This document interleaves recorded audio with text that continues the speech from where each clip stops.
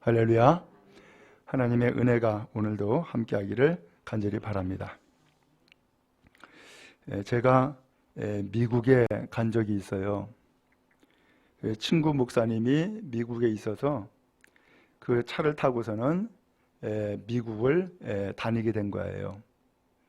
근데 이제 운전해 가는데 그 미국은 땅이 넓다 보니까 곳곳마다 신호등이 있진 않아요. 근데 사거리를 자주 만나는데 사거리를 만날 때마다 항상 차를 세우더라고. 그래서 왜 세우는가 했더니 표지판이 있는데 우선 멈춤이라는 표지판이 있는 거예요. 거기에서 반드시 차를 세워야 된다는 거예요. 그리고서 사방을 둘러보고 그리고서 차가 없으면은 그리고서 출발하는 거라는 거예요. 만약에 그렇지 않게 되면은 경찰관이 어디서 나오는지 나와가지고서 단속을 하는데 딱지 하나 끌으면은 20만 원, 30만 원 들어간다는 거예요. 그러니까 벌금이 무서워서 다들 차를 세우고 그 신호를, 그다음에 그 표지판을 잘 지킨다는 거예요. 그런 걸 보면서 그 왜 우선 멈춤을 왜 해놨을까? 이유는 사고를 예방하기 위해서. 그렇죠? 그래서 사고를 예방하기 위해서 차를 주행하다가 무조건 서는 거예요. 차가 있든지 없든지 먼저 세워놓고 그 다음에 양옆을 확인하는 거죠. 그리고서 차가 없으면 출발하는 거예요. 참 좋은 교통 표지이고 또한 좋은 방법이다라는 생각이 들었어요. 우리 여러분, 우리는 지금 코로나 시대를 맞이하고 있어요. 그러다 보니까는 어떻게 됐어요? 모든 일상이 스톱이야. 모든 일상이 다 스톱이 돼버렸어요. 지금까지는 우리가 스톱하지 않았어요. 날마다 전진했다고요. 그래서 교회도 그야말로 열심히 보이고 부흥하자, 이것이 구호였고, 또 직장에 나가서도 돈 잘 벌자, 열심히 일하자, 쉬지 말고 일하자 라고 했고, 또 많은 사람들이 그저 국내건 해외건 많은 사람들이 여행을 다녔어요. 막힘이 없었어요. 그리고서 돈도 많이 썼다고요. 그러면서 하고 싶은 것은 마음껏 했다고요. 그런데 코로나가 딱 생기니까 어떻게 됐어요? 다 중지가 돼버렸어. 여행도 못 가죠. 심지어는 사람들이 같이 모여가지고서 같이 밥 먹고 하는 것도 이제는 잘 못하게 됐어요. 쉽지 않아요. 또 교회도 우리는 언제나 교회를 갔잖아요. 근데 이 교회도 심지어는 못 가는 시대가 돼버리고 말았어요. 기가 막힌 일이 우리에게 펼쳐졌다고요. 이게 도대체 어떻게 된 걸까? 우리는 지금 이제는 이 코로나를 아말로 1년, 2년 이렇게 지내면서 이제는 조금 좀 감이 좀 와요.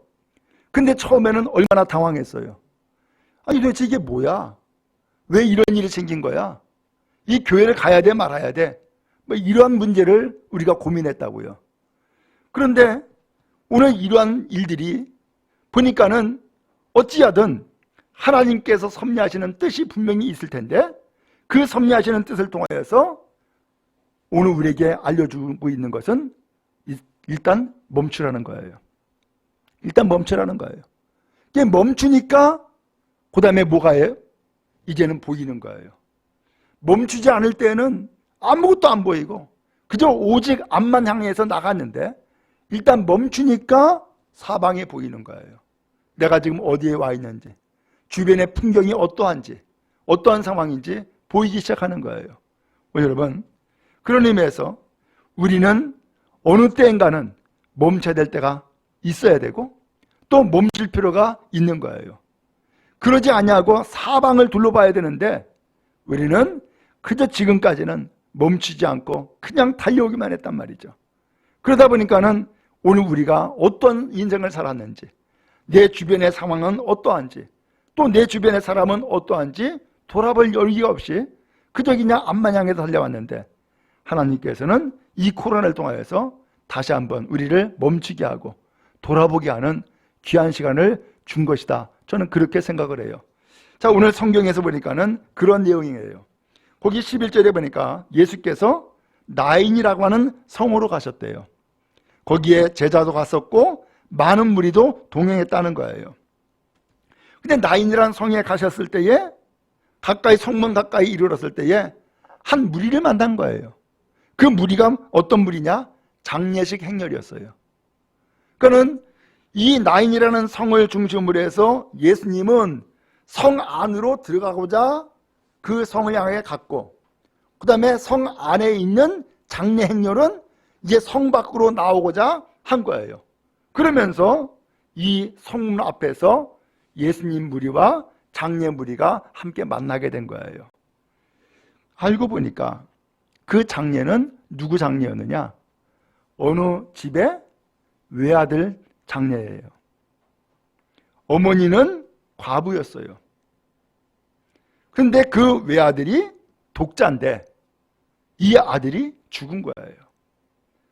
왜 죽었는지, 그리고 무슨 병이 있었는지 전혀 몰라요. 어찌하든 이 장례 행렬이 예수님과 맞닥뜨려 만나게 되는 상황이 생긴 거예요. 근데 오늘 여기에서 주님께서는 우리에게 놀라운 섭리를 우리에게 알려주고 일깨워주고 있는 거예요. 이 장례 행렬이 나오는데 그 장례 행렬에는 물론 죽은 자 있었죠. 그 다음에 그 죽은 자를 관을 메어가지고 나오는 관 매는 사람들이 있었어요. 그리고 그 죽은 자의 어머니, 과부 어머니가 있고요. 그리고 성경에 보니까는 성의 많은 사람도 함께 그 장례 무리에 참여해가지고 나왔다는 거예요. 어떻게 된 걸까요? 우리는 짐작할 수 있어요. 과부죠? 불쌍하잖아요. 근데 다행스럽게 아들 하나가 있어요. 그러면 그 어머니는 누구 의지하고 살았을까? 당연히 그 아들 의지하고 살았을 거예요. 근데 공교롭게도 그 아들이 죽었어. 이 어머니는 더 이상 이제 의지할 데가 없어요. 살아갈 힘이 없어요. 기가 막히잖아요. 근데 이러한 상황을 그 성 안에 있는 사람들이 다 알고 있어요. 함께 가슴이 아픈 거예요. 함께 슬픈 거예요.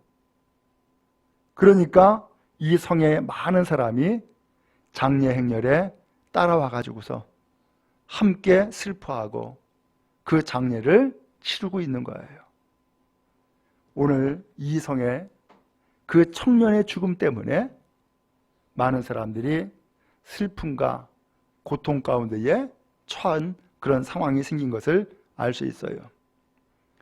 오늘 주님은 이러한 사람들이 장례 행렬을 이루고 있는 이 사람들이 살아가고 있는 나인이라는 성, 왜 갔을까요? 성경에 보니까는 이 나인이라는 성에 갔던 궁극적인 이유는 다른 것이 아무것도 없어요.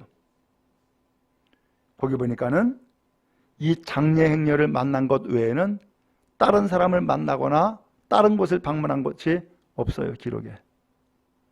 결국 예수님은 나인한 성을 왜 가신 거예요? 예수님이 어딘가 가실 때에는 그냥 간 것이 아니에요. 항상 이유가 있었어요. 항상 예수님이 무엇인가 하신 일이 있었다고요. 이 나인이라는 성은 갈릴리 지역의 한 성읍이에요. 갈릴리는 어촌 마을이죠. 거기에 한 성읍이라고 했으니까는 거기는 가난한 지역이에요. 소위 말하면 세상에서 소외받은 가난한 성읍이 바로 나인이라는 성인데, 거기에서 한 과부가 살고 있고 과부에게 외아들 하나 있었는데, 그러나 기가 막혀도 그 외아들마저 세상을 떠난 거죠. 이제는 이 어머니 홀로 살아야 돼요. 나 어떻게 살라고?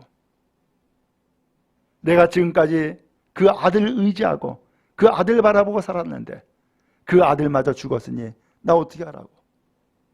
그러면서 슬픔에 좌절에 빠질 수밖에 없었고, 그 나인성의 모든 사람들도 함께 슬퍼하며 애통하는 삶을 살아갈 수밖에 없는 거예요.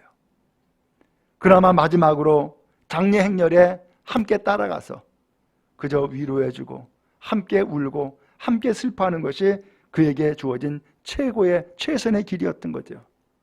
이때에 예수님이 그 나인성을 향하여 갑니다. 이 나인성을 향하여 갔는데 왜 나인성을 향하여 갔어요? 바로 이 슬퍼하는 사람들, 애통하는 사람들, 또한 죽음을 맞이한 그 어머니, 그리고 그 사람들 만나기 위해서 주님은 나인성으로 찾아가신 거예요. 오늘 여러분, 오늘 우리는 이 어머니와 같은 상황은 굳이 아니라 할지라도 우리가 어떤 슬픔이 있습니까? 애통이 있습니까? 그 누구 때문에, 그 어떤 일 때문에 우리는 좌절하고 낭망하며, 그리고 이 나인이라는 이 성을 떠나서 성 밖으로 나갈 수밖에 없는 그런 상황에 처한 사람이 있습니까? 그러면서 나는 더 이상 의지할 게 없어, 나는 홀로야, 내 아픔과 내 슬픔을 누가 알겠어? 라고 생각하는 사람이 있습니까? 놀랍게도 예수님은 그 나인성을 향하여 찾아가시는 거예요.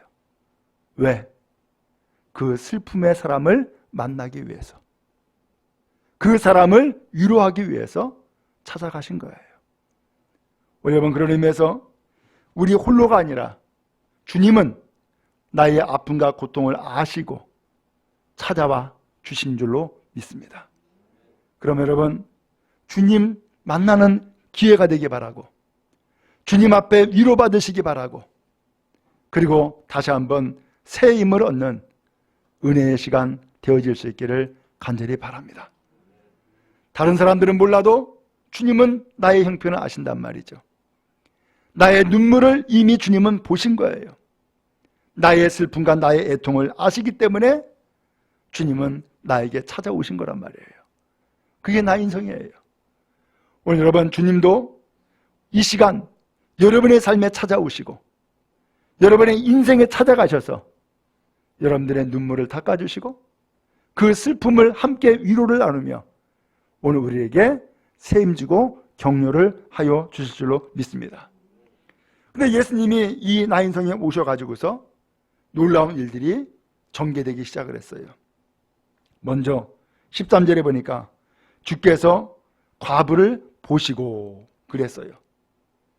과부를 보시고. 여러분, 우리나라 같은 경우 장례를 행할 때에 제일 앞에 누가 가요? 죽은 자가 가고 죽은 자 앞에 바로 그 사진, 영정사진을 들고 있는 사람이 앞에 인도하죠. 그리고서 그 다음에 누가 가요? 그 다음에 상주들, 가족들이 따라간다고요. 그러면 여기에서 어머니도 당연히 따라왔을 텐데, 그러면 우리식으로 표현하면 어머니가 지금 어디에 위치해 있어요? 죽은 자를 바로 뒤따라가는 거죠. 그런데 이 죽은 자의 이 장례 행렬을 예수님이 마주하면서 오고 계시는 거예요. 그러면 예수님이 입장에서는 가장 먼저는 영정사진이라든가 아니면 누가 죽었는지를 알려주는 그러한 사람이 가장 먼저 눈에 띄었을 것이고, 그 다음에는 장례 행렬, 곧 죽은 자의 관이 그 다음에 눈에 띄었을 것이고, 그 다음에 어머니가 눈에 띄었을 텐데, 오늘 성경 보니까는 주께서 누구를 보신 거예요? 그 어머니를 먼저 보신 거예요. 어머니를. 그리고서 불쌍히 여기셨다라는 말씀이 나와요. 여러분, 이 장례행렬에서 제일 불쌍한 사람이 누굴까? 죽은 자는 말이 없지. 그죠? 제일 불쌍한 사람은 그 어머니야. 지금까지 그 아들을 의지하고 살았을 것 아니에요. 왜? 남편 없으니까. 더군다나 그 아들이 외아들이니까. 그 아들을 의지하고 살았는데 그 아들이 죽어버린 거요? 얼마나 낙심이 되고 좌절이 돼요. 그러니까는 이 어머니의 입장에서는 너무너무 슬플 수밖에 없고, 아마 우리나라 사람 같으면 통곡하고 쫓아가지 않았을까요? 예수님은 그 과부를 가장 먼저 보신 거예요. 그리고 불쌍히 여기신 거예요. 그리고서 예수님이 말씀했어요. 울지 말라 하면서 눈물을 그치게 말씀하신 거예요. 여러분, 주님은 이 나인성을 향하여 찾아가셔서 가장 먼저 한 일은 가장 슬픈 자, 그 과부를 보신 거예요. 그리고 불쌍히 여기신 거예요. 그리고 눈물을 멈추게 하신 거예요. 울지 마라. 곧 예수님께서는 그 눈물을 스톱시키시는 거예요. 슬픔을 스톱시키는 거예요. 그러면서 그를 불쌍히 여기신 것을 알 수 있어요. 여러분, 오늘 우리는 슬플 때에 혹은 고통스러울 때에 우리는 울부짖어요. 그러면서 눈물을 흘리고 소리를 높여요.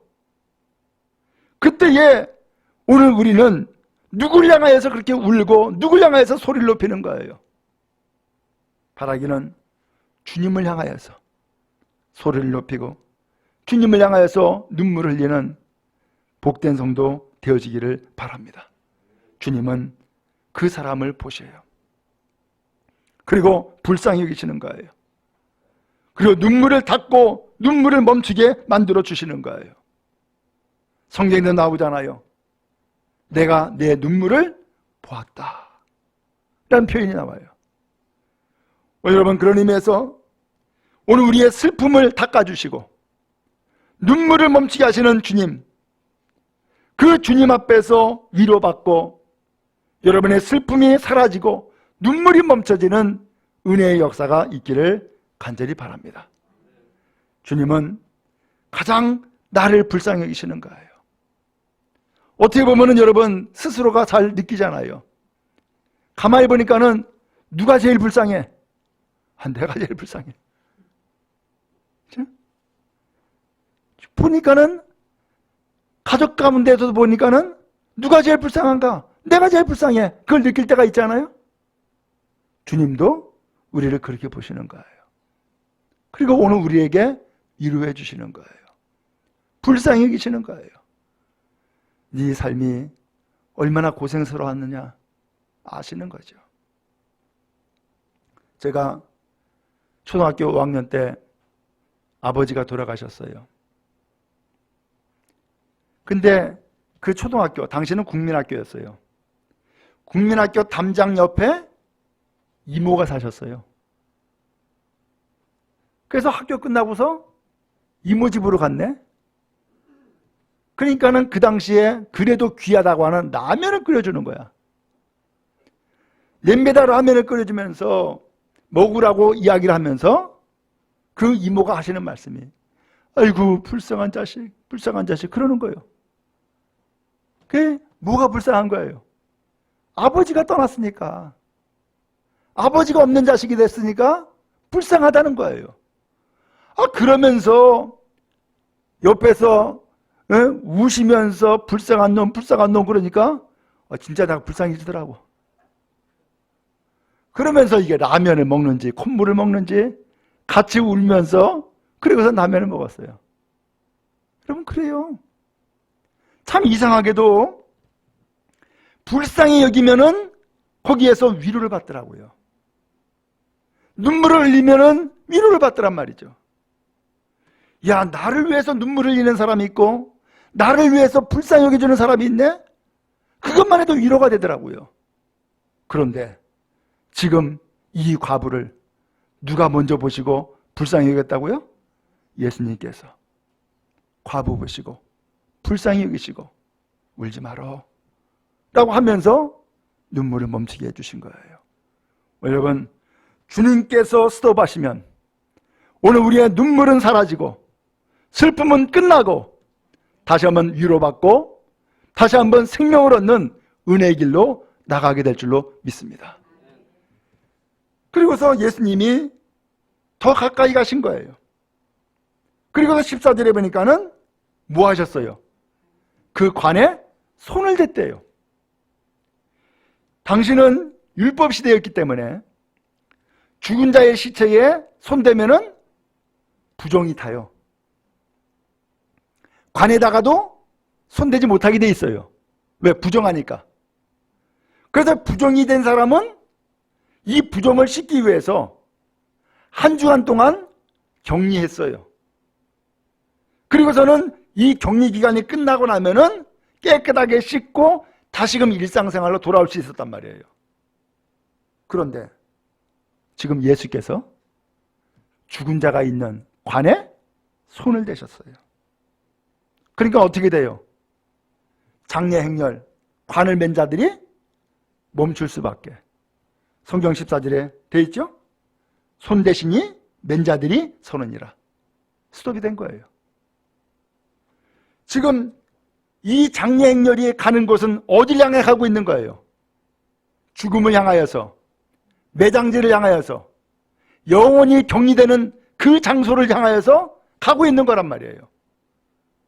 근데 이 관에 손을 댔다라고 하면서 이것을 멈추게 만들었는데, 지금 이 관은 가는 것이 어떤 관만 가는 게 아니라 관을 내는 자도 가고, 그 어머니도 가고, 그 성읍에 안에 있는 많은 사람들도 함께 지금 그 죽음을 중심으로 해서 가고 있는 거란 말이에요. 근데 예수님이 그 관을 멈추게 해요. 죽음의 행렬을 스톱시키는 거예요. 더 이상 못 가게 하는 거예요. 스톱! 하고서는 주님이 관에다가 손을 대게 하신 거예요. 여러분, 우리는 산다라고 얘기해요. 살아가고 있다고 얘기를 해요. 그러나 엄밀하게 보면은 살아가고 있는 것이 아니라 지금 우리는 어딜 향하여 가고 있는 거예요? 죽음을 향하여서 가고 있는 거예요. 언제인지 모르지만 우리는 엄밀하게 보면 죽음을 향하여 가고 있는 거예요. 그래서 모든 사람은 다 죽게 될 거란 말이에요. 그런데 예수님이 그 죽음을 향하여 가고 있는 그 관에 손을 대심으로 스톱시키는 거예요. 스톱. 멈춰라. 결국은 그렇게 해서 죽음의 행진이 거기서 멈춰지게 된 거예요. 여러분, 우리는 무엇인가 인생길을 가는데 이게 죽는 것인지 사는 것인지 모르고 그저 그냥 달려간단 말이에요. 그때 예수님께서 이것이 죽음의 길로 향하여 가고 있는 것을 아시고서는 스톱시키는 거예요. 멈춰라. 도망가라. 여러분, 그런 의미에서 오늘 우리에게 스톱되는 사건이 있습니까? 그렇다 그러면은 아하, 여기에 하나님의 뜻이 있겠구나 생각하시기 바랍니다. 예를 들어서 운전을 하는 사람들은 잘 알 거예요. 아니, 열심히 달리고 있는데 갑자기 빵꾸가 났어. 그러면 어떻게 돼요? 차를 세울 수밖에 없어. 그렇죠? 그러면 빵꾸 떼우고서 다시금 출발한다고. 근데 어떤 경우에는 그렇게 해서 빵꾸 나가지고서는 차를 세웠는데, 그리고 다시금 출발을 했는데, 출발하고 보니까는 앞에서 대형 사고가 나는 경우가 있어요. 그건 어떻게 된 거예요? 아, 하나님이 나를 멈추게 해가지고 사고를 피하게 했구나 라는 것을 깨닫게 되죠. 그런 걸 보면은 멈춘 것이 은혜네. 그죠? 멈춘 것이 하나님의 도우심이었단 말이죠. 여러분, 그런 의미에서 오늘 우리가 몸도 마찬가지예요. 어느 날 내 몸이 소화가 안 되거나 혹은 뭔가 기능이 좀 약해져 가지고서는 내가 일하던 것을 멈출 수도 있어요.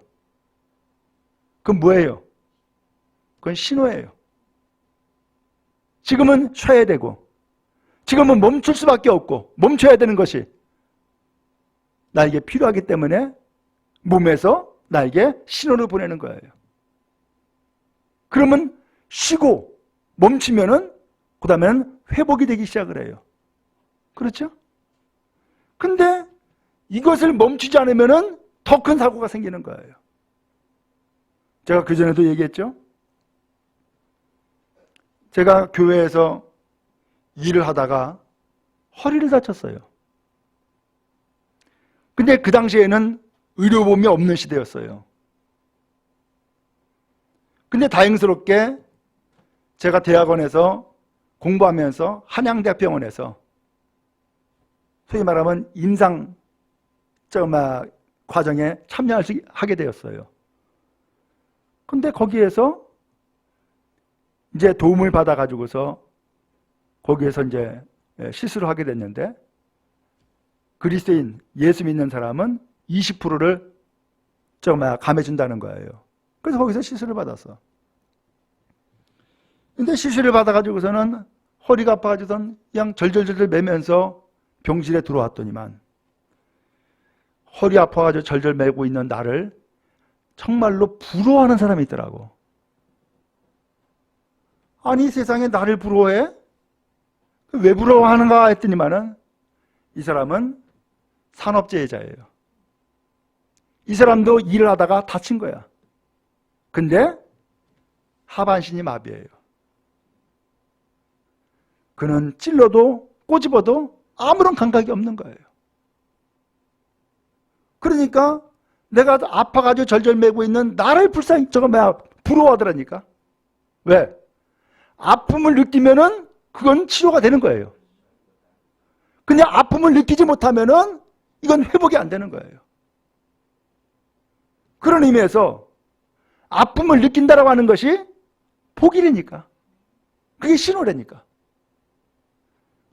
오늘 예수님께서 우리가 이게 죽음의 길인지 사는 길인지도 모르고 그저 쫓아가고 달려가는 이 장례 행렬을 예수님께서 관에다가 손을 내심으로써 스톱시키는 거예요. 멈춰라. 더 이상 가지 말아라. 멈추게 하는 거예요. 그리고 예수님이 말씀하시죠.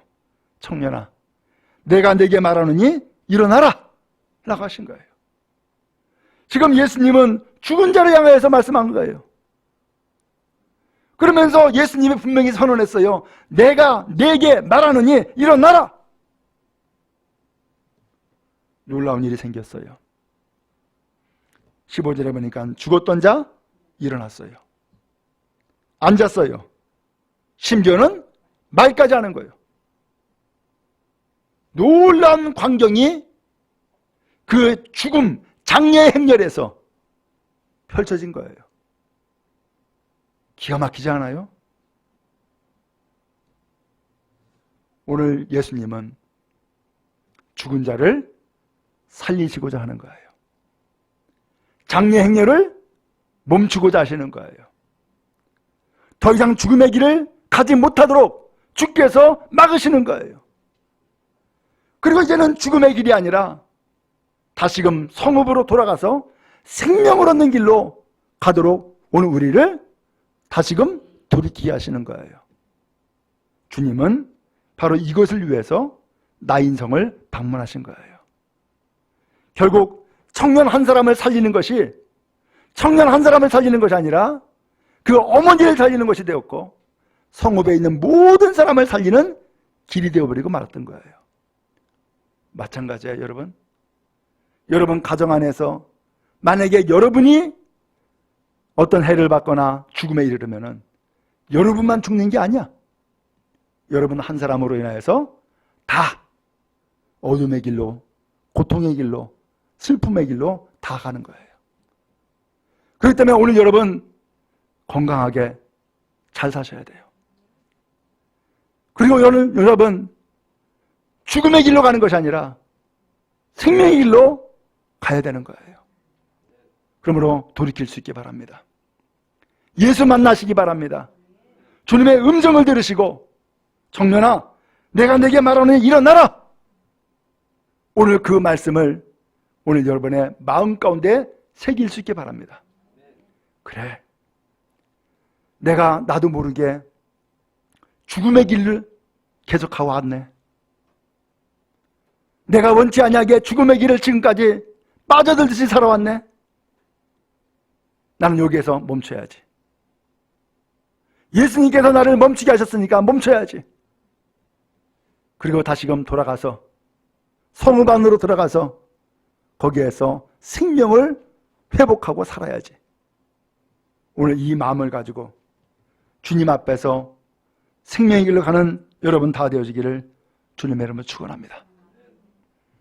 오늘 이렇게 해서 이 청년이 살아나니까 15절에 예수께서 그 청년을 어머니에게 주셨어요. 분명히 그 어머니는 이 아들이 죽은 것을 알고 장례를 치르러 지금 떠나고 있는 거예요. 그 어머니 입장에서는 그 아들을 잃어버렸어요. 그런데 예수님은 그 아들을 다시금 살려서 어머니에게 다시금 돌려주었어요. 여러분, 예수께서 하시는 일이 바로 그거예요. 나는 죽음으로 내몰고 그리고 또 죽음으로 내 곁을 떠나는 일들이 있지만 예수께서는 오히려 그것을 살리셔서 잃어버린 것을 되돌려 주시는 거예요.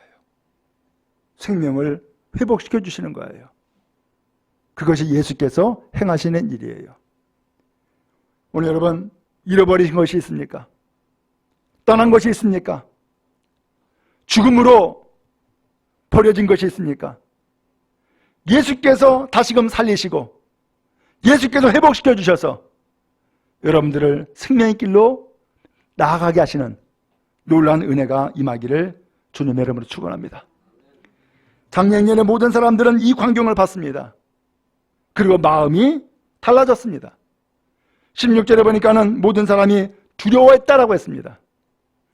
하나님께서 영광 돌려 큰 선지자가 우리 가운데 일어나셨다 하면서 선지자가 일어났다고 그러면서 하나님께 영광을 돌리면서 그들은 외쳤던 거예요. 그리고 하나님께서 자기 백성을 돌아보셨다 라고까지도 이야기했어요. 예수님에 대한 소문이 온 유다와 사방에 다 퍼졌다는 거예요. 이 사건 때문에. 여러분, 예수님은 그런 의미에서 지금도 오늘 나인 성, 죽음의 성, 슬픔의 성, 좌절의 성에 찾아오셔요. 그리고 모든 것을 멈추게 하셔요. 그리고 회복시켜 주세요. 그리고 다시 한번 되돌려 주시는 거예요. 오늘 여러분에게 이 은혜가 임하기를 주님의 이름으로 축원합니다. 그래서 다시 한번 우리는 스톱하고 내가 이제 더 이상 죽음의 길이 아니라 생명의 길을 가고 그리고 이제는 예수 만나서 변화되는 인생을 살아가는 거룩한 은혜가 우리 모든 성도들에게 임하기를 주님의 이름으로 축복합니다.